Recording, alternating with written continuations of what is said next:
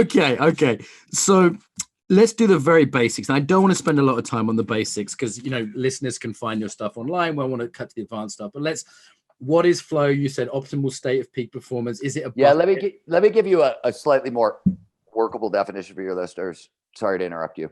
No, you're good. What is flow? How do we get into it? Let's hit the basics first. Yeah, basics. Flow, as I said, is an optimal state of consciousness where we feel our best, we perform our best. More specifically, any of those moments of rapt attention and total absorption when there's complete concentration on the task at hand and everything else just seems to disappear. So action awareness will start to merge. Your sense of self will get very, very quiet. Time will dilate. Fancy way of saying it passes strangely. It speeds up. 5 hours go by in 5 minutes, or sometimes it'll slow down. You'll get that freeze frame effect from anybody who's been in a car crash. And throughout, all aspects of performance, both mental and physical, go through the roof. And the list of what flow optimizes, just so you guys understand, we're talking about a lot of stuff, is motivation, productivity. McKinsey did a 10-year study. They found top executives are about 500% more productive in flow. So self-reported, whatever, but 500% is a huge boost. Work done by the U.S. Army shows learning accelerates about 240%. Soldiers in flow were learning like target acquisition skills and things like that 240% faster than normal. Creativity and work we did and work that was done at Harvard, the University of Sydney, a couple other places, creativity and innovation will go 400 to 700%. You got a bunch of other stuff as well. We could talk about why and where that list comes from. It makes you fucking awesome, basically. But it makes you fucking awesome, basically. And so here's the simple version of how do you get more of it, right? Flow states have triggers, preconditions that lead to more flow. Flow follows focus. That's what all these triggers do. Flow only shows up when all of our attention is in the right here, right now. That's the gateway. So that there are 22 known triggers. There's probably way more, but people have discovered 22 of them. And all of them do one of three things. They drive dopamine into our system. They drive norepinephrine into our system. These are both focusing chemicals, right? They're happy reward drugs as well. But when dopamine and norepinephrine in our system, for example, we put them together, that's the cocktail known as romantic love, right? So think about how much attention you'd pay to somebody you're in love with, right? That's what that cocktail gives you. Or they lower cognitive load, which all the shit you're trying to think about at any one time. I lower that, liberates more energy. You can use it for attention. So that's what all the triggers do. And literally these triggers can be like novelty, complexity, unpredictability, risk, or insight, right? When we link ideas together, all these things produce dopamine. We encounter something novel in the world, dopamine spikes. We encounter something unpredictable, dopamine spikes. We encounter complexity, like the overwhelming of complexity of a night sky, or the geographical time of the Grand Canyon. You look at a canyon, you're like, oh my God, that's what a million years looks like, right? That's complexity. Unpredictability, complexity, novelty, all these things produce dopamine. You want to drive flow. These are some of your tools that you reach for. They're psychological tools that get us more flow. Why did action sports go so freaking crazy in the 90s? Because action sports are built around most of flow's triggers. And especially in the 90s, they started putting creativity. It was no longer fastest man or woman to the bottom is the winner. It was the most creative line to the bottom. That means a line filled with novelty, complexity, unpredictability, and insight, linking ideas together. Oh, I can use that little curve like a fin, and I can launch a flat spin, blah, blah, blah, right? So you had the crank got turned on all that stuff, but it's not just skiing. It's any innovation incubator. Okay, Seattle, let me jump in. Let me jump in with a couple of things. So, it feels great. It makes you awesome at whatever you're doing. It's highly addictive because it's motivating in and of itself. Which is why the people get up early for the snowboarding or, do the aikido, even if their knees are, smashed from it or whatever. But it improves performance across a wide range of things. Is it one state that has a scale? Like I've heard you talk about micro. Yeah, it's a good question. Or is question. it a sort of bucket for a bunch of different states that are just, this is some cool stuff that humans get into? There's two, there's two answers to this question. First of all, it's a spectrum, right? Flow is like any emotion. You can be a little irked or homicidally murderous. It's still anger, right? You can be in a state of psychologically, flow has 6 core characteristics. We name them: complete concentration in the present moment, time dilation, vanishing of self, merger of action awareness, a couple more. When psychologists measure flow, they say, hey, how much of these 6 things showed up in an experience, right? So you can have all 6 can show up, but they can be like tuned to 1 or 2. This is, you sit down to write that quickie email and you get sucked in by something and an hour goes by and you don't notice, and maybe your sense of self didn't disappear, but when you pop back into consciousness, you're like, oh crap, I got to go to the bathroom. So you forgot your body, right? That's micro flow. Macro flow is what shows up more frequently in action sports. It's like all those 6 things turned up to 11, right? Time slows down as you jump off the cliff and blah, blah, blah. Right. It's being a bit overused as a word, I'm finding now. People are talking about. They talk about all kinds of crazy stuff. And by the way, when I define flow, I don't even define it by the psychology. I define it by, hey, we see these foundational changes in neural dynamics. These are the signals that correlate to flow. That's how I define the state. But I want to answer your question one step further. There's a guy named Christian Swan in Australia, and he's a psychologist, smart dude. Does really interesting flow work and sports psychology. And he's identified a state he calls clutch that is a sub-flow state. He says, let's say you're a golfer, right? And you're in flow up through like hole 16, and on hole 16, your caddy turns to you and goes, dude, if you par the next 2 holes, you're going to win the tournament.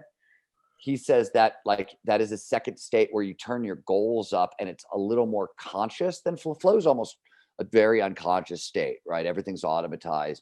So I don't think Christian's right at all in this particular thing, but I can't prove that yet to you using the neurobiology. So I can't give you a definite answer. So like there, you gave you my answer, and then there's another guy, Christian Swan, who has a slightly different answer.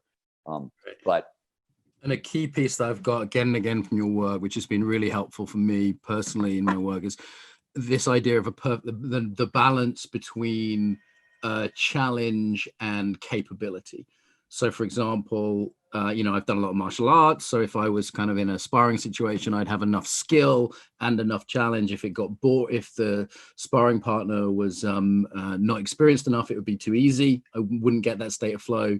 Or if there was 3 guys with baseball bats, it would be too hard. And again, I wouldn't get that. I'd just be in fear and panic. I wouldn't be in that state of flow. So if I understood that right, that kind of balance between those 2 things is key. That's the most, you asked me earlier, how do you get more flow? That's the most important flow trigger, is the challenge skills balance. So basically, we pay the most attention to whatever it is that we're doing when the challenge of the task slightly exceeds our skill set, right? As you pointed out, you want to stretch, but you don't want to snap. Yeah. So you, like anything you do, I go skiing, I sit down to write, I go to the gym to train, whatever it is, I want to push just to the edge of my abilities and a little bit farther. Where this gets tricky, meeker, shyer people have a problem here, because this sweet spot is definitely right outside your comfort zone, right? Yes. So you got to get comfortable being uncomfortable. And for peak performers, like hard charging type A types, they take huge challenges, right? Like I used to do this. I'll bite off a challenge that is, 500, 600, 1,000% bigger than my skills, simply for the thrill of it. Yep. And the literature says, hey, that's fantastic. Like a high hard goal gives you an 11 to 25% boost in motivation simply for setting the goal. That's huge, man. That's like 8-hour day is your baseline. That's like getting 2 free hours of work simply for having the right goal built around what you're doing. So that's just dumb. If you don't do that, you're right. But set those higher goals, just chunk them down. So what it is that you're doing right here, right now is just outside your comfort zone. As a manager, I applied this principle during the conference by giving people things to do that were a bit harder than they thought they could do. But I kind of had faith in them, they could do it, and they weren't massively overwhelmingly harder. Like I was trying to keep people in that spot of like, shit, this is hard, but I think I can do it. Like I'm right on the edge of my capability. That's the sweet spot. That's exactly it. Yeah, that's it. I mean, you're nailing it, right? That's a good flow-based experiential design. Okay, so let's talk about the dark side of this, because I'm someone that's got an addictive background. I'm long-term sober. In some ways, one of the reasons I think I didn't get addicted to snowboarding was I was already alcoholic at the time. And though it competed at one point, like there was a sense of like, oh, maybe this is worth giving up drinking for.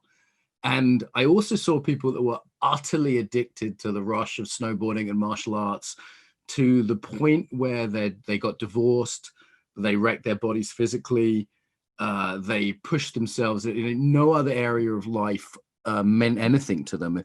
And it looked to me like drugs by other means. Obviously, it's so it is you're inventing your own your own pharmacy, right? I mean, so let's talk about the there's a bunch of different neurochemicals involved in flow, but 6 of them: dopamine, norepinephrine, serotonin, endorphins, and anandamide.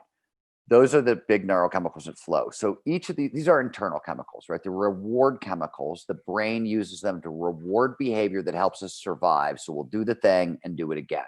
Reinforces learning, does a bunch of stuff. These are the 5 biggest reward chemicals the brain can produce. And they all have a street drug version, right? Like all street drugs do is bind to the same receptors that these chemicals work on. If you were to cocktail flow on the street, literally, give me a business idea, Steven. That was my first job. No, I mean, look at it though. It's cocaine, speed, ecstasy, or LSD, depending on the pathway it takes in the brain. That's serotonin. Anandamide is marijuana, and endorphins are opiates. And to just give you an idea, there are about 20 different endorphins in the brain. The most common is 100 times more potent than medical morphine. So like our internal drugs are better, and even better than that, you can't cocktail those street drugs, as you probably know. No, right? Without dying. You're right. Not without dying or without, right? Like you can't do it. So our internal drugs are better, but as you pointed out, massively addictive, massively addictive. So there's an upside and a downside with flow. The upside is, like, Dan Harris wasn't wrong in his book, like 10% Happier. Like, you can use sort of the tools of positive psychology to get a 10% boost in life. Flow is huge. It's 500%, it's 250%. It's like these crazy numbers, but there's a downside. Like, you have to be an adult when you play with flow. You're playing with the most addictive neurochemistry on earth. And, people don't want to come down from flow. So you remember on the Pro Surf Tour a couple of years back, there were all those speed deaths, people getting addicted to meth and dying. They would surf, and then they'd be in deep flow and they wouldn't want to come down. So they would start using meth to stay up and party and chase that same feeling. And the end result was a lot of destruction along the way. That's not uncommon. The other side of it is we do a lot of work with, for example, military people, ex-military, right? You're a U.S. Special Forces, you're a Navy SEAL, high flow job, right? Suddenly you're not, you have a real problem, right? You're coming down from a very significant addiction. Yes. And just the same. But I will tell you, there's a bunch of treatment programs that use action sports as a treatment for addiction now. And for this very reason, it's also why you can use flow to treat PTSD. It can override these things. And this is work that was done. I wrote about it in Stealing Fire, right? The use of flow as a prophylactic and as a symptom reliever for PTSD. Huge study with like a couple thousand soldiers done in Camp Pendleton. I guess the thing that concerns me a little bit is that on the one hand, you could say this is ethically neutral technology, like, fire is, all technology is in a way. In that, this could be used to teach, military who are doing things that I might ethically disagree with very strongly. This could be, there's one side of it. The other side of it is the state itself, to me, and tell me if I'm wrong here, doesn't seem to involve contribution or ethics as a trigger. So what I saw when I was around extreme athletes. What do you mean by contribution? Making other people's lives better, contributing to others. So you're totally wrong there. One of the most powerful flow states is known as helper's high. Sure, is that integral to it? Is that integral to flow? I mean, I know that's a state. And more than that, flow. So flow amplifies a bunch of the things that we talked about. It also is one of the only things over time that actively increases empathy and actively expands our perception for the natural world and our ability to see other people's sides of things. But it's not automatic. It seems like you've got to do some of the adult development work, right? Like flow gives us access to this stuff, and it will make you more appreciative of nature over time, and it will make you more empathetic over long periods of time, right? But you definitely have to do the work. So it works towards our benefit, but you are right. It's a neutral tool. And if you, so Naval Hariri, who wrote Sapiens. Yeah. Hello. Oh, you're absolutely correct about that stuff. Okay, so I want to dig into this a little bit more because I find it fascinating. So if I think of the kind of flow junkies that I've known, they were pretty like into the natural world, spending a lot of time having a sense of oneness while you're in the Swiss Alps does tend to give you an appreciation for nature, So I kind of get the natural world when I buy that. Were they more empathic? They were generally pretty chill. They weren't violent people or mean people, but there was something a little sort of self-interested in them. Like they were mostly interested in chasing their own state. Chasing the high. Yeah. So and, you get building a better world. You do get some bliss junkie Dom associated with it. And so here's the other question though. Like you make a fair point, but those people were also, I'm guessing, mostly in their 20s, which is what you were. Pretty young. Right? Yeah. So right. So how do you 20s are a fairly selfish decade, you know what I mean? Or at least they have been, especially when you and I were in our 20s kind of thing, a little while ago. So that's a little bit part of it, I think. So I think there's a bunch of confounding factors. I don't think you're wrong. But that doesn't, I don't know if you know this or not, but psychologists now define happiness by 3 tiers of happiness in this world. There's tier 1, which is happiness, how you feeling right here, right now. Tier 2 is engagement and enjoyment. That's a high flow lifestyle. And tier 3 is meaning and purpose, which is a high flow lifestyle where the thing that is producing the most flow is tied to a cause greater than yourself. So that's the best we get to feel on the planet. Flow is a direct part of the definition, and it's baked into meaning and purpose. You don't get real meaning and purpose often without a lot of flow. Yeah. Okay. That makes sense. I these days, the place I most get flow is teaching. I mean, that's the thing I've done most, is teaching workshops, teaching classes, well over 10,000 hours of that. I actually had one instance where I was teaching with an interpreter. She was a Russian young lady, and she got caught in the same sort of bubble, is almost how it was. And she wasn't used to flow because she'd never done any extreme sports or whatever. And afterwards she sort of said, what the hell was that? She was on stage with you and hadn't been on stage before, and she got, that's great. Teaching with me, translating as I taught, and kind of got caught in it. And she was like, it was like the last 2 hours just disappeared. And I was like, oh, that's good. That happens sometimes. We probably just taught a great class. I'll have to see the video afterwards, because it's just that time went by. And always a good sign that you did good on stage if you have no idea what the hell you said. Right? what did they just say? They're clapping. Cool. Let's talk about it in some of the sort of less, extreme kind of places then. So let's talk about writing. We both write. How do you get in flow when you're writing, when you, you can't kind of push it in this extreme adrenaline? Oh, that's not true. That's not true at all. So I'll tell you, let's start with the challenge skills balance. So I know that if I have no idea what I'm talking about, I'm coming in cold to a subject, I can write 500 words or 350 words about the subject easy. Like it's one idea, right? I'll have one idea and that'll give me about one idea. If I want to write 500 words, I usually have to draw a bridge to a second idea. I got to do so 500 words is about outside of my comfort zone, just stretching. So when I start a book, my goal is to write 500 words a day. By the middle of the book, I'm writing 750 to 900 words a day. And by the end of it, I'm writing 1,200 or 1,500 words a day or so. Right. That's my challenge skills sweet spot. And it moves, it changes, but I do that. Like that's my goal. That's how I structure my days. Right. I have a checklist of what I'm going to do in my day. And I know exactly what target, like how's it going to feel when I hit that sweet spot. And that's how I steer through everything I do. And it's not sort of physically dangerous, but there can be that sense of let me take it. For the publisher. Let me take it one step further.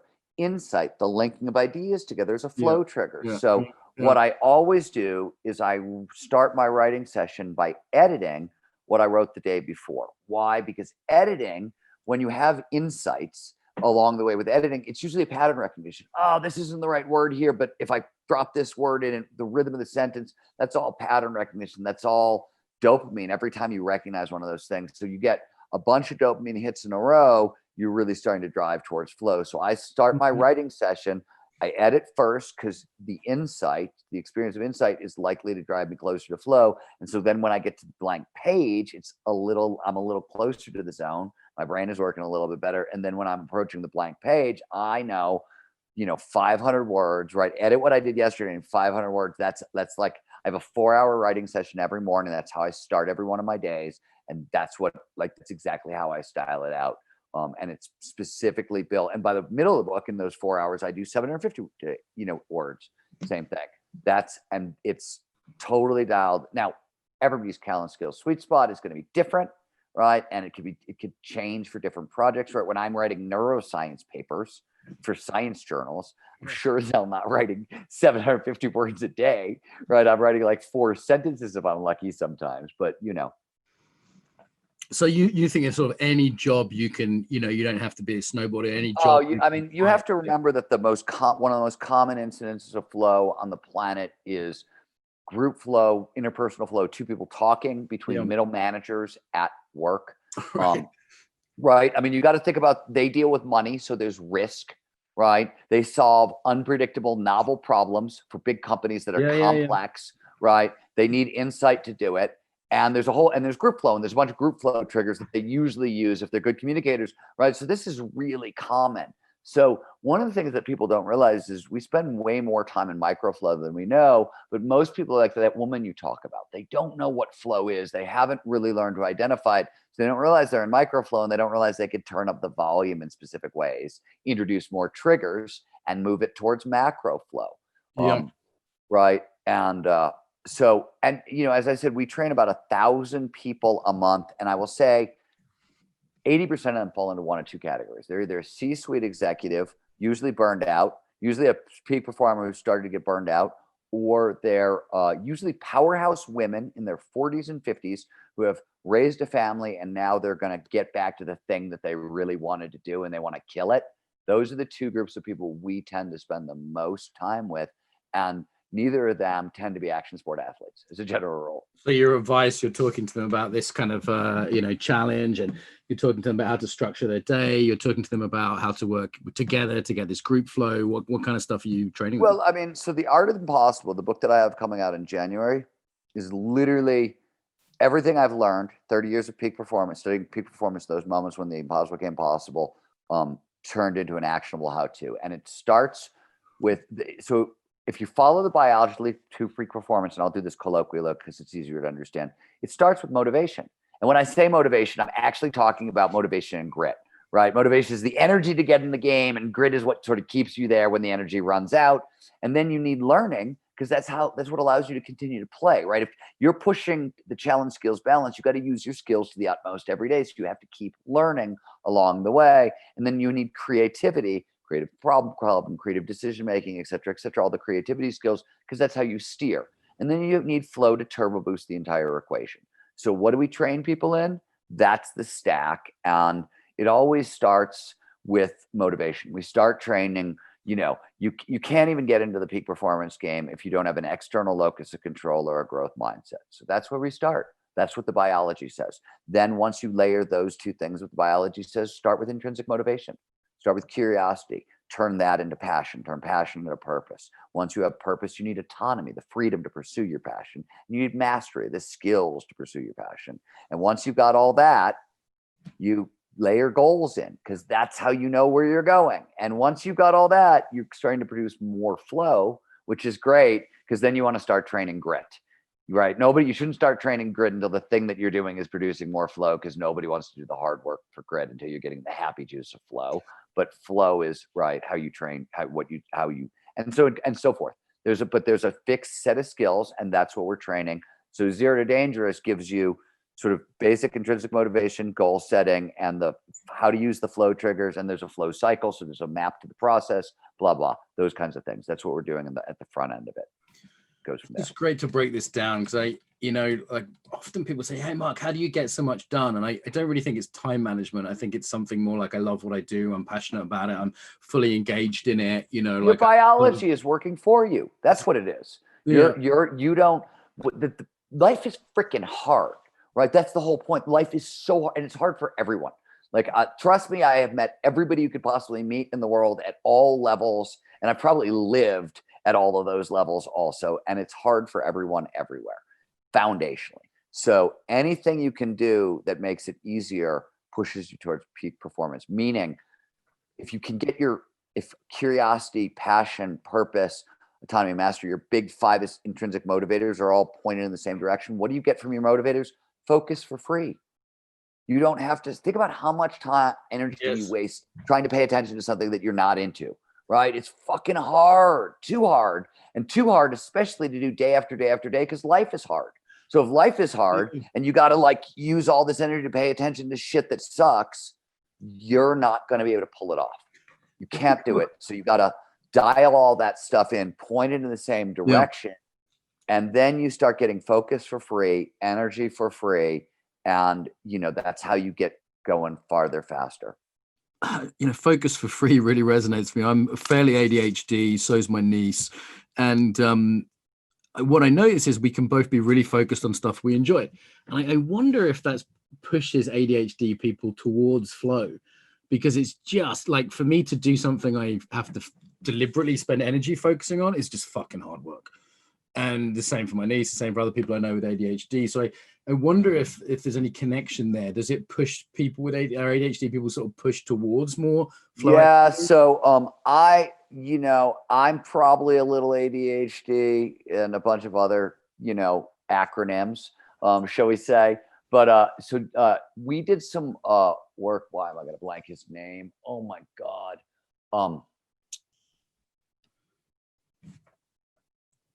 I just forgot the guy who discovered ADHD. We used to do some work with him. No worries. I'm blanking his name. I can see his book on the shelf. Anyways, he has said that he thinks ADHD is actually could be an evolutionary adaptation that helps us optimize for flow in a weird way. So people talk about ADHD as a detriment. You know what I mean? I just think all you other motherfuckers are moving too slow. Yeah, that's what I said.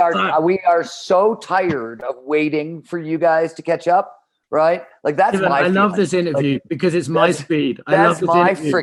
I got one speed, and I am so I agree. I'm waiting for the whole rest of the world to always catch up. I think it's sort of a superpower. But I also let's not kid ourselves. You've been doing this long enough to know that every one of our detriments is our superpowers, right? Those are our superpowers. Works both ways. That's the impulsivity of ADHD gets me in trouble. The energy of it maybe is a great superpower. So that everything works both ways, right? So.